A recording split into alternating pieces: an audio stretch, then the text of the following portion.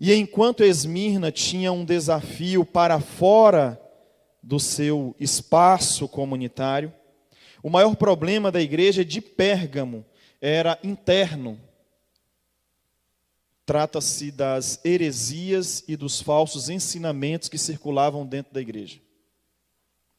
Cada uma com as suas dificuldades. Enquanto o maior problema era a perseguição, o maior problema da outra eram falsos ensinamentos, falsas doutrinas, que nós chamamos de heresias, que circulavam entre os irmãos. Duas grandes heresias circulavam entre os crentes de Pérgamo. Primeiro, a doutrina de Balaão. E segundo, a doutrina ou ensinamento dos nicolaítas.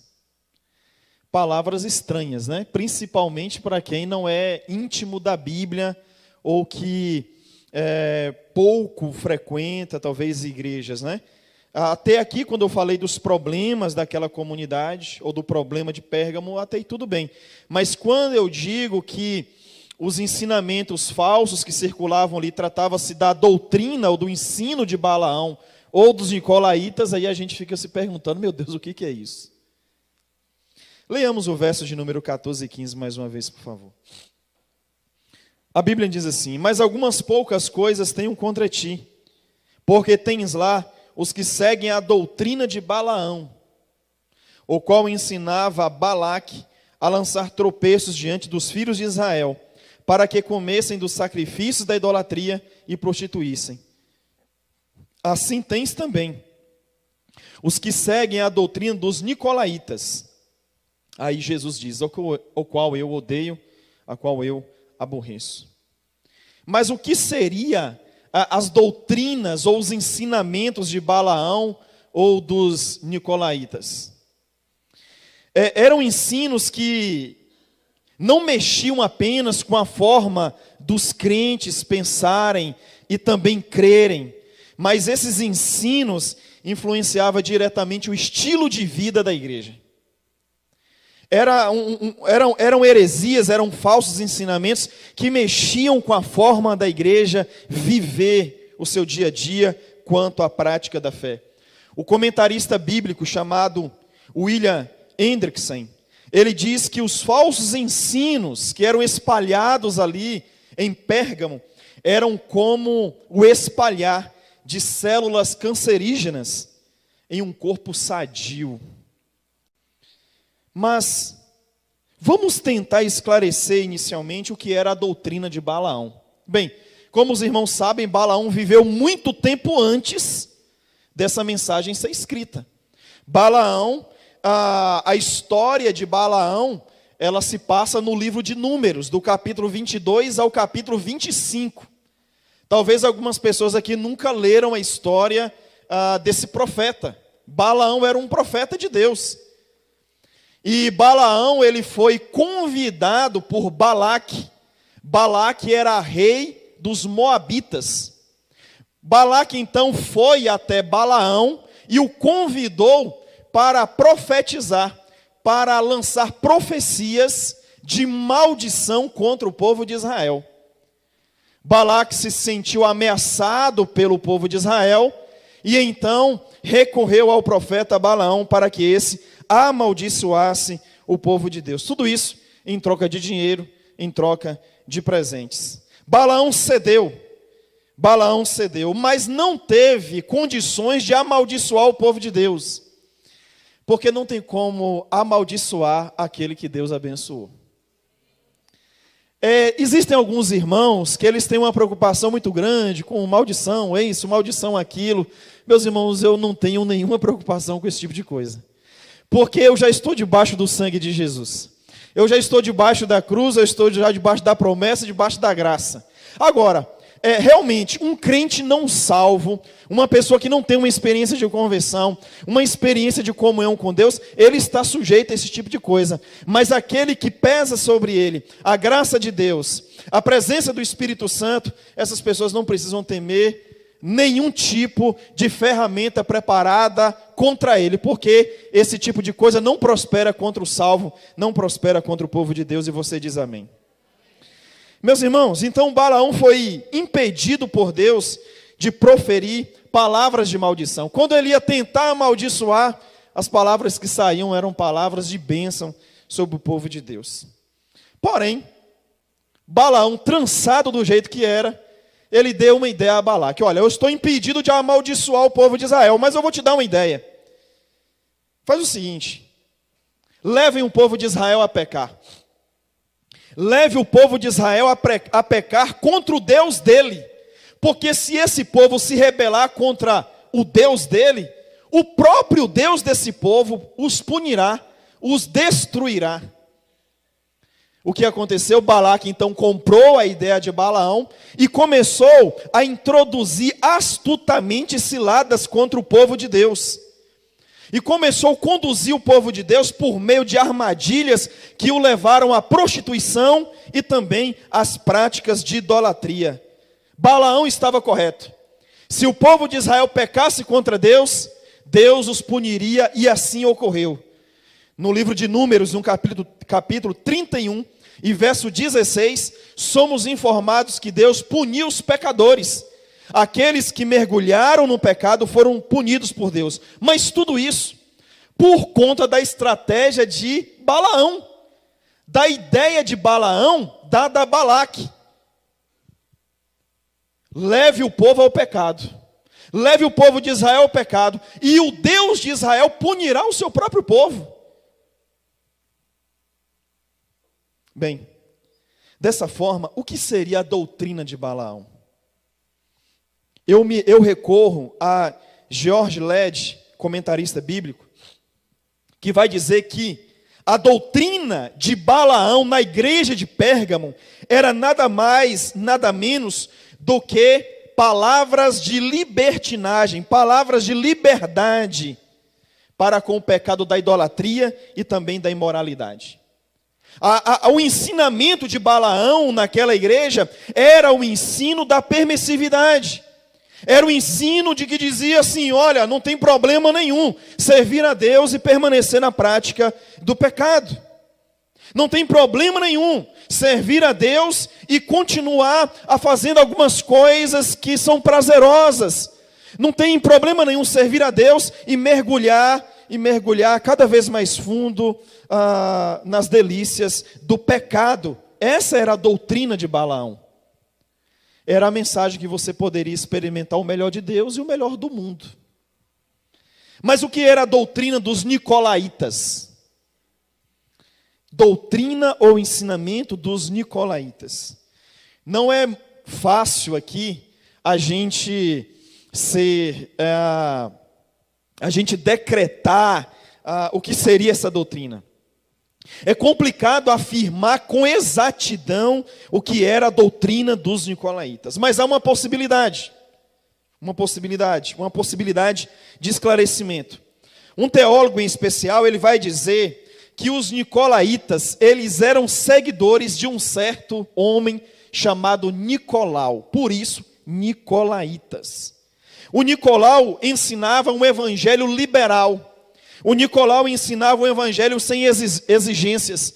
O Nicolau ensinava um evangelho sem cruz, um evangelho sem santidade, um evangelho sem o negar a si mesmo. Assim como na doutrina de Balaão, há uma semelhança na doutrina dos nicolaítas. Elas são muito semelhantes, porque as duas ensinam a mesma coisa. Você pode experimentar o melhor de Deus e você pode continuar experimentando o melhor do mundo. Você pode continuar se relacionando com Deus e você pode continuar a viver a experiência do pecado. Não há problema nenhum. Era isso que era disseminado e ensinado na igreja que estava em Pérgamo. Um tipo de coisa, um tipo de ensinamento que fazia muito mal àquela igreja. Imagine só, né? Uma fé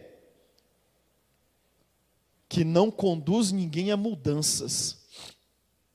Um tipo de evangelho absolutamente confortável. Era o que era ensinado em Pérgamo. Tanto os ensinos dos liberais, discípulos de Balaão, bem como os ensinos dos discípulos de Nicolau ou dos nicolaítas, estavam destruindo internamente a comunidade de Pérgamo. Tanto que então o Cristo de Deus, o dono da igreja, pede a João, ordena a João, escreve a Pérgamo e adverte a igreja.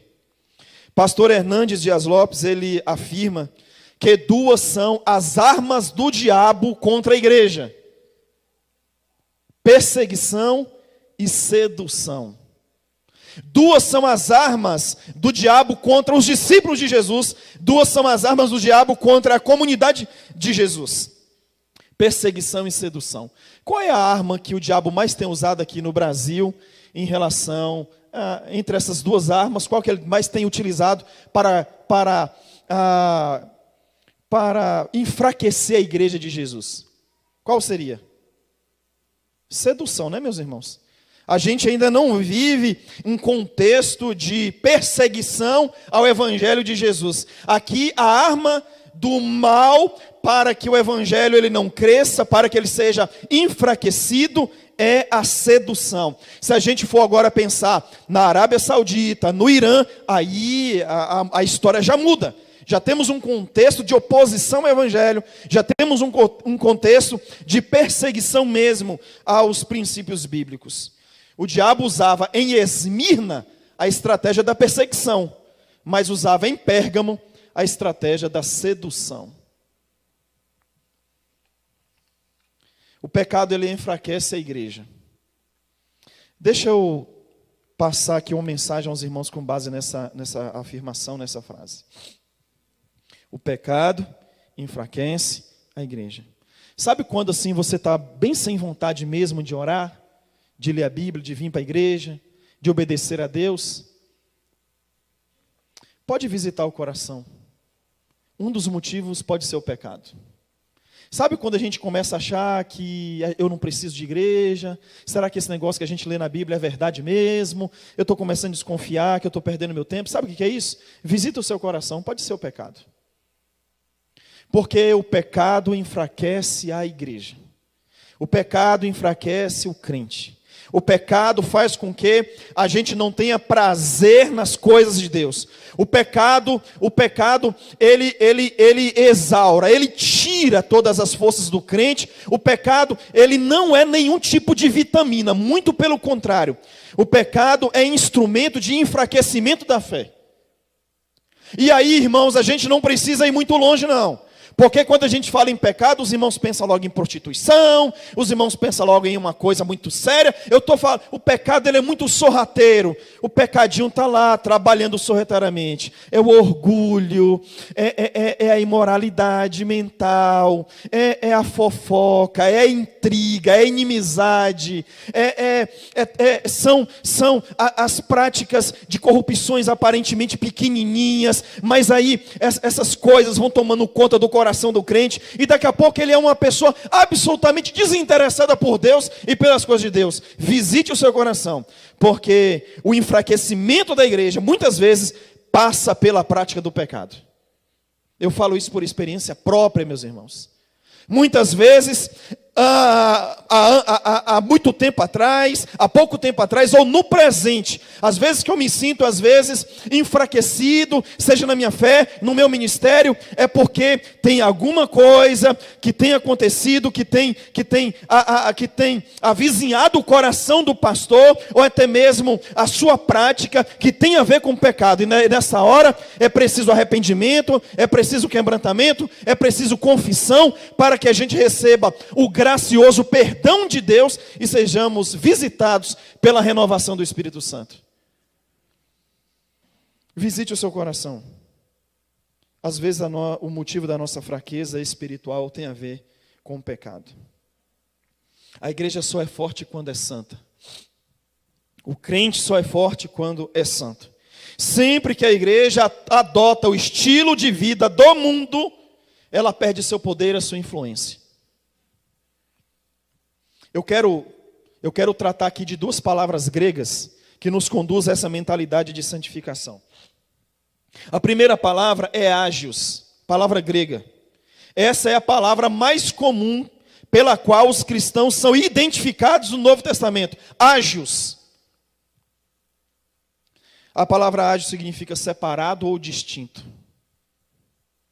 O crente não é uma pessoa separada das pessoas. Nós não fomos, santidade não é ser separado de pessoas. Santidade é ser separado do pecado. Essa separação aqui é a separação do pecado. O crente é ágios, separado, distinto. E outra palavra que nos conduz a essa mentalidade de um evangelho não facilitado é o significado da palavra Pérgamo. Pérgamo significa casado. A igreja precisa se lembrar que ela é comprometida, ela é casada com Jesus. Os crentes precisam se lembrar que foi feita uma aliança entre ele e o Cristo. Os cristãos precisam se lembrar que existe um comprometimento. Existe um compromisso entre ele e o Cristo de Deus, o Salvador.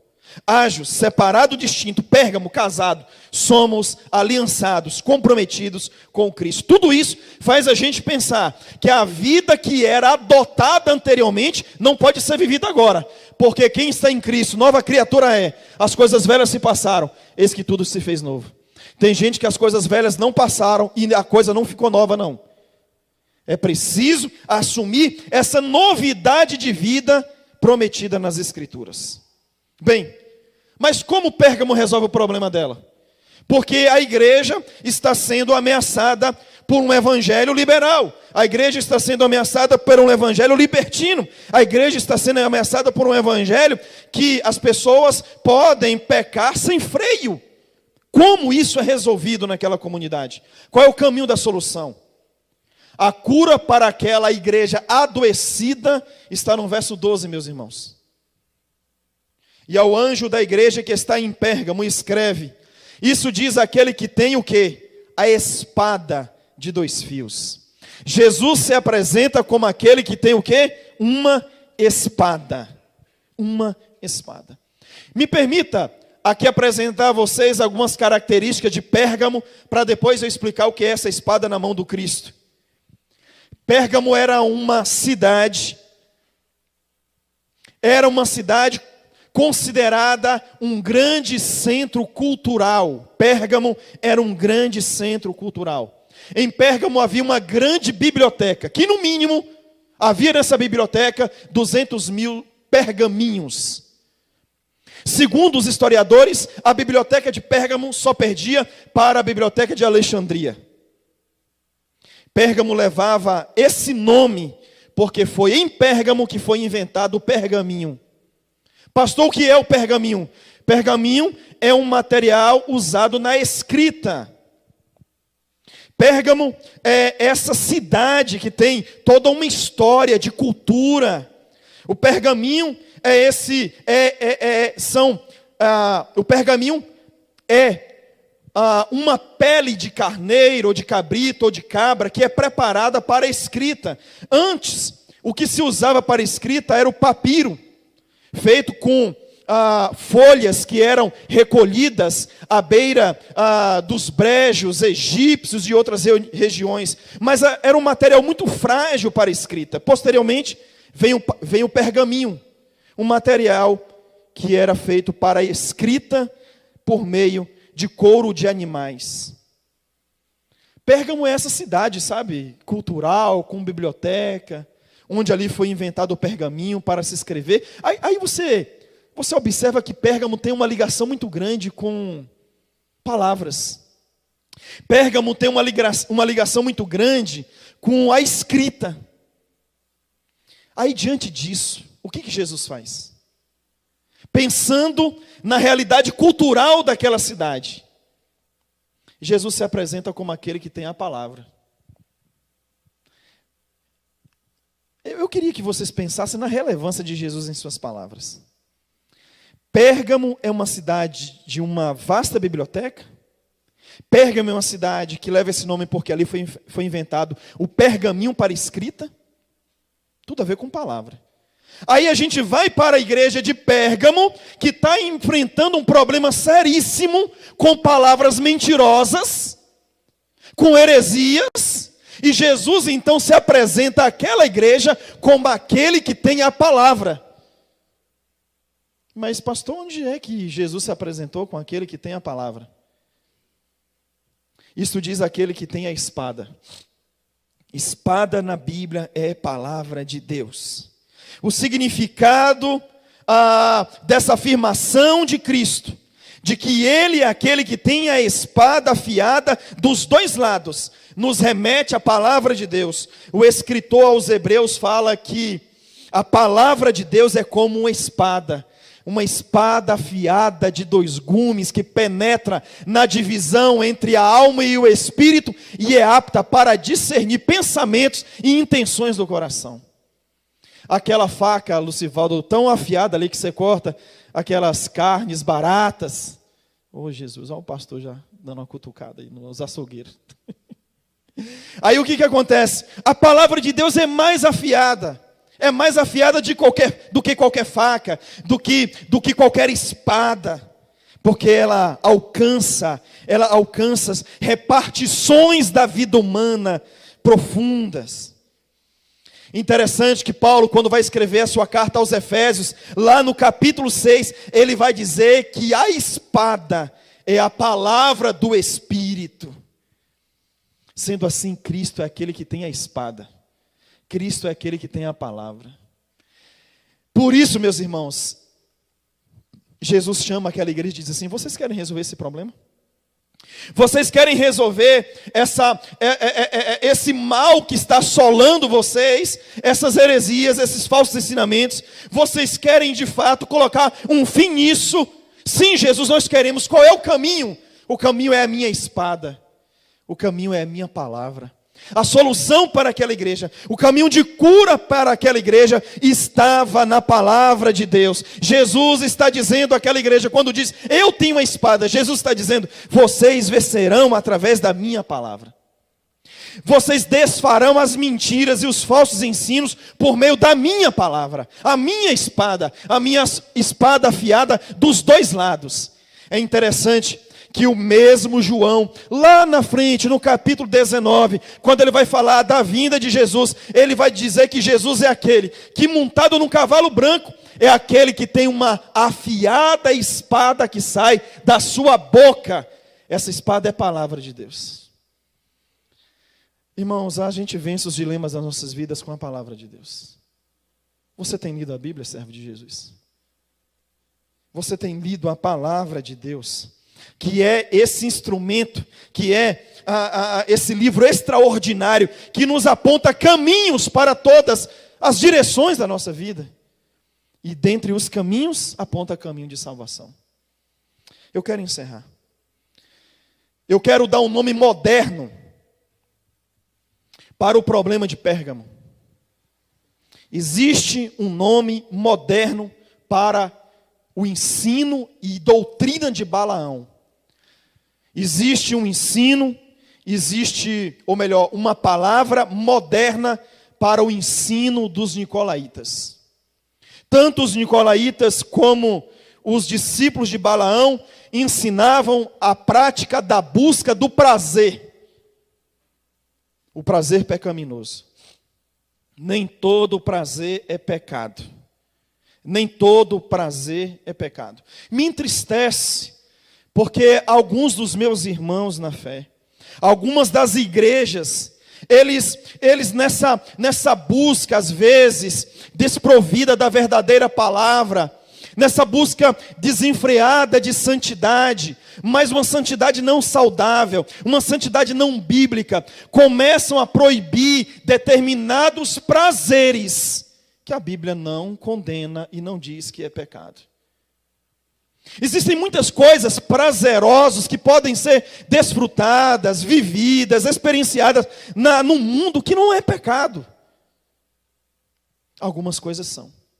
E os prazeres as quais os membros e os crentes da igreja de Pérgamo buscavam praticar, sejam a prática da imoralidade, ou os prazeres que envolviam o culto idólatra daquele tempo, eram práticas pecaminosas. O ensino de Balaão e o ensino dos nicolaítas era pela busca do prazer. Hoje o nome disso é hedonismo. Aquela igreja é uma igreja hedonista. O hedonismo ensina que a felicidade, a realização pessoal está no prazer. E por isso, o hedonismo vai dizer para você, não se prive de nada.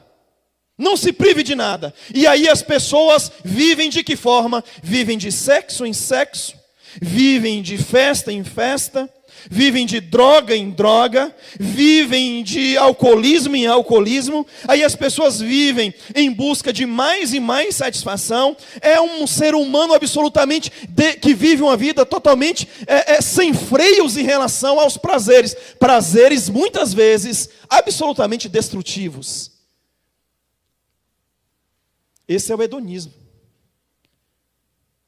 Existem algumas pessoas na nossa sociedade que elas, e eu vou dizer até alguns crentes também, que no coração deles, eles não são assim hedonistas na prática, mas eles têm um desejo assim, sabe, de uma alma bem pervertida que pensa assim, tinha que ser tudo liberadão. Era bom a gente fazer era de tudo. Será que esse é o caminho para a verdadeira felicidade? Será que esse é o caminho para a verdadeira realização? Será que o hedonismo, será que essa busca da felicidade, da realização pessoal, pelo prazer, e não importa qual seja, será que é nesse estilo de vida que está a paz, que está a verdadeira satisfação, a verdadeira realização pessoal? Não, não é. Qual é a resposta bíblica para a nossa sociedade hedonista? Qual é a resposta bíblica? Qual é a resposta da palavra para a nossa sociedade marcada pela busca do prazer? Mateus capítulo 16, verso 24 e 25. Mateus capítulo 16, verso 24 e 25, que diz assim: Então disse Jesus aos seus discípulos: Se alguém quiser vir após mim, renuncie a si mesmo, tome sobre si a sua cruz e siga-me. Agora preste atenção nisso. Porque aquele que quiser salvar a sua vida, terá que perdê-la. E quem perder a sua vida por amor de mim, vai achá-la. Essa é a resposta bíblica para o hedonismo, a busca do prazer. A gente só encontra a verdadeira vida quando a gente perde a vida. Olha que doideira. Pastor, não entendi nada. É isso mesmo. A gente encontra a vida com V maiúsculo quando a gente diz assim: Jesus, eu não quero mais esta vida, eu quero a sua vida. A gente encontra a verdadeira vida quando a gente perde a vida antiga. A gente encontra a vida eterna quando a gente abre mão da vida terrena, no sentido de abrir mão da vida egocêntrica, egocentrada, e agora diz assim: Senhor, eu quero viver absolutamente para Ti. O caminho não é fazer a própria vontade. O caminho da felicidade, o caminho da realização pessoal não está em fazer a própria vontade, mas a vontade daquele que nos criou. Você nunca será feliz fazendo a sua própria vontade. Você acha que será, mas você não será. Você só será feliz fazendo a vontade do Criador. Não tem para onde correr. Não tem. No dia seguinte o vazio vai estar lá. No dia seguinte o abismo existencial estará lá. E você vai viver uma bola de neve de prazer em prazeres. Você, em nome do seu vazio, você mergulha no prazer. No outro dia, como o prazer já passou, a sensação já ficou lá atrás, mais uma vez, um vazio ainda maior. Aí você acha, não, eu preciso buscar mais daquele prazer. E você mergulha de novo. E mais uma vez, o vazio no dia seguinte. Eu quero repetir a afirmação última. A felicidade verdadeira e a realização verdadeira não está em fazer a própria vontade, mas a vontade daquele que lhe criou. Vamos ficar em pé, meus irmãos?